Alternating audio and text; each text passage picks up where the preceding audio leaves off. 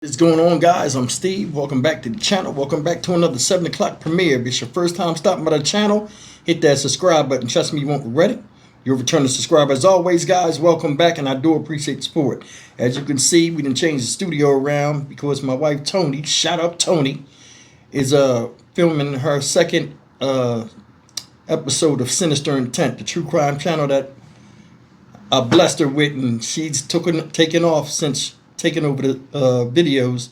This will be her second video. It'll be premiering either tonight or tomorrow around whoever knows what time, but it will be done. But that's why we got the ambiance in here going. But I'm going to talk a little bit about a heartbreaking story yesterday, and I was supposed to cover this morning, but I had to step out. And it was about a Winston-Salem high school by the name of North Forsyth High School. Shout out North Forsyth, in which this young man right here, God bless him, you know what I'm saying, 16 years old, his name is Cameron Graham. He was viciously stabbed to death in a bathroom yesterday in a fight with another student. There's a video floating around the internet, and people are constantly taking it down, where it showed the actual stabbing, what led up to him the guy walking into the bathroom and stabbing this man as he was using the lavatory. And it's upsetting to me because, number one, these are high school kids, they're young. Number two, a knife shouldn't be brought to school. And number three, the reaction of people that actually filmed this and cheered on the guy that stabbed this young man.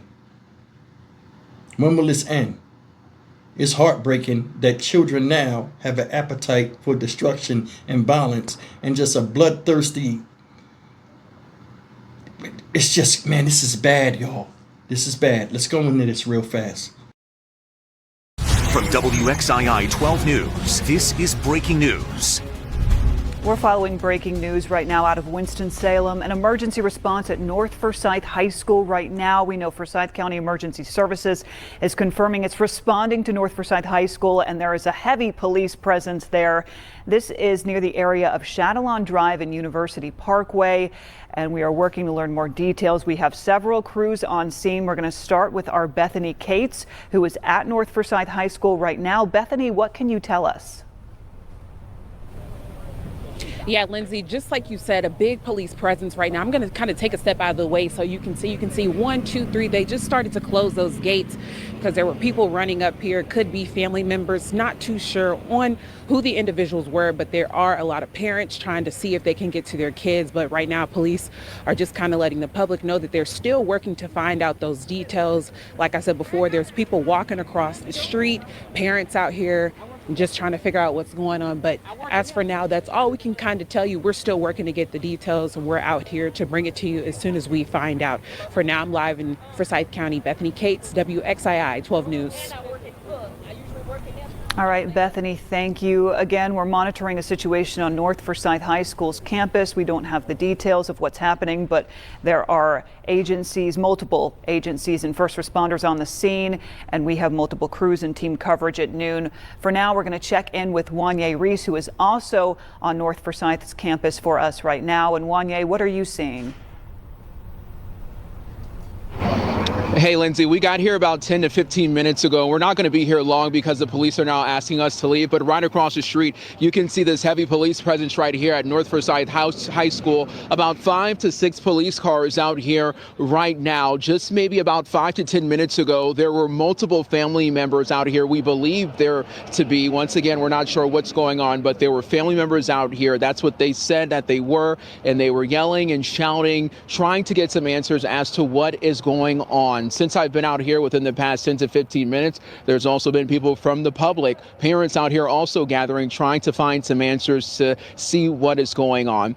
In the past 5 minutes to the right-hand side, we did see a number of people move over to what is a park or something of that nature to try to get access to the school campus, but once again, the Winston-Salem Police Department does have North Forsyth High School currently secured, assuming that this school is on lockdown. We don't have a lot of information right now, but we are working. We're making phone calls, sending emails, sending text messages to figure out what is going on here exactly on the scene. Once again, Lindsay, we do have to find another location to set up because the property owner is asking us to go to another location. We'll let you know once we are set up someplace else safely, but for now, I'm going to send it back to you in the studio in Winston-Salem. Thank you.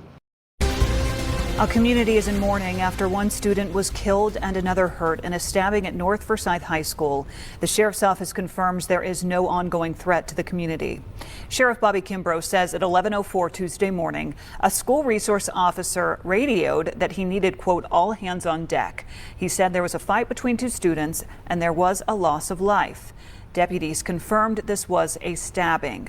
We now know the name of the student who was killed. Our Wanye Reese joining us in the studio. He spoke to a family member of the victim who reached out to us. Wanye? Good afternoon to you, Lindsay. They are very upset and emotional after the loss of 16-year-old Cameron Graham. His aunt, her name is Charlita Summers, confirmed to me that Cameron is a student who was stabbed and killed yesterday. Summers says that Cameron was a good boy who loved playing sports. He loved people and was a beacon of light in his community. She shared with me that Cameron was being raised by his grandma, who instilled God in him and set up boundaries for him as well. The aunt says her family tried to support him the best way that they could while he dealt with not having his parents present. She says every moment of yesterday is ingrained in her mind, from learning of a stabbing to being with Cameron's grandma as they stood inside of North Forsyth High School and they were told by the chief of police and a chaplain that Cameron was gone. She shared with me that forgiveness, though, is still top of mind. I don't hate the boy who did this to my nephew. I don't hate him at all. But for the simple fact that I cannot hug my nephew, I cannot hear his voice anymore.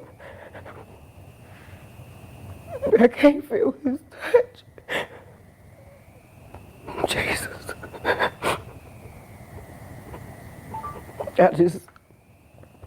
I just feel like I'm in a dream. Truly a heartbreaking story. Right now, the family says that they need prayers and support from the community. Summers says they are starting to have conversations about funeral arrangements and will share more information about his funeral once they receive the body. Lindsay, I'm going to send it back to you at the desk. That's the story. A heartbreaking story at that, folks. And may Cameron Graham rest in peace. 16 years old, and his life was taken just like that. Over something. Over the ability to not resolve conflict or just let things go. We don't know what this was about, but I know damn well it wasn't worth taking somebody's life and looking stupid and having evidence stacked against you on camera. In my opinion, they need to charge him as an adult. You know what I'm saying? You went in there and targeted that boy, being a boy yourself. You brought a knife to school and stabbed him while people recorded it and cheered you on. That part right there is absolutely heartbreaking. And that shows a lot about, in the black community, we have problems that need to be addressed because shit like this shouldn't happen. You can blame whatever you want. Parenting, I think, is a mixture of all. Parenting, music, negative influences that kids gravitate to. You know what I'm saying? Lack of fathers. Don't know. I don't know the motherfucking problem that did that person, the person that did that. I don't know his fucking problem. But I do know it is. He should be tried as an adult. That shit is bullshit. And it's senseless. Woman on TV, can't hug him no more. He lost his parents. Didn't explain how, but he lost his parents. The woman you seen on there was the woman that's supposedly raising him. Raised him with God in his heart and all this other stuff. Looking at this boy in pictures, he don't look like the thug type. But I mean, it don't matter. You know what I'm saying? I don't know what brought these two people together, but I know you don't take a knife to school to stab somebody. And if you got a problem with somebody, I mean, fighting ain't good, but I mean, damn, at least back then somebody had a chance of something and people had more, respect and honoring and combat somewhat, to where they would break it up if somebody started getting the best of somebody, or they would at least not film the shit. There were people, I saw the video, uncut video. There were people laughing while he's walking up in there. And, you know, he go in there, he start talking bunch of dumb shit that I guess they sound intimidating. Hey gang, on my mama, on my hood, all this goofy ass shit before you fight. A bunch of lip battling. The guy standing there, you start fighting with him.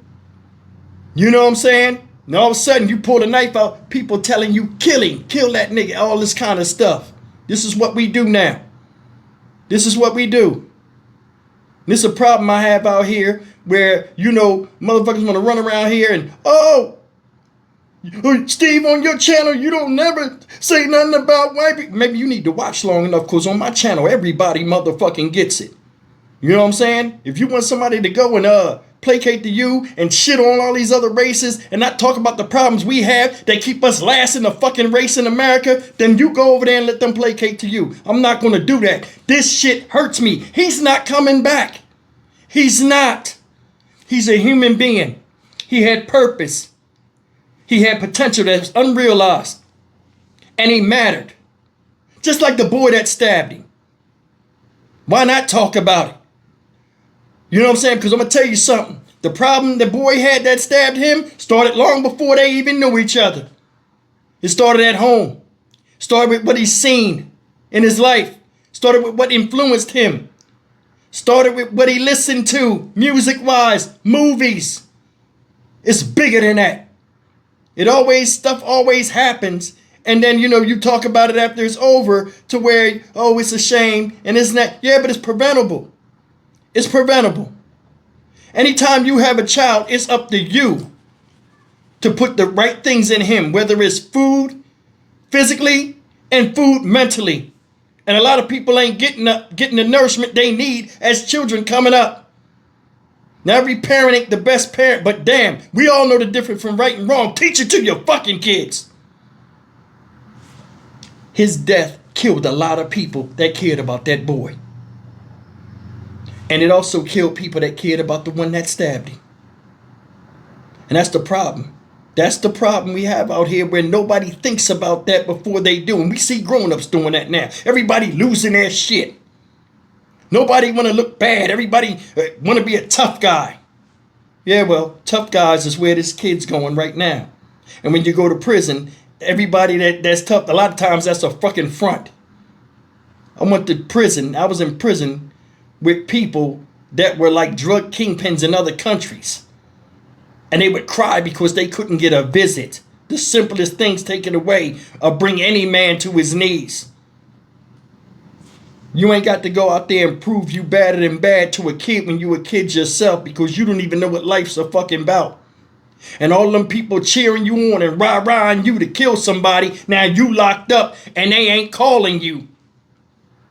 They ain't coming to see you. Mum's the word with them, because they accessories to this bullshit and egg you on. The same people that run around here with you when you young and cheer you on and pat you on the back and dick eat you, telling you the man and all this other shit, when the shit get real, they gonna step off from you. They'll vanish like smoke. There you are, locked up right now, away from your family. Spotlight on you.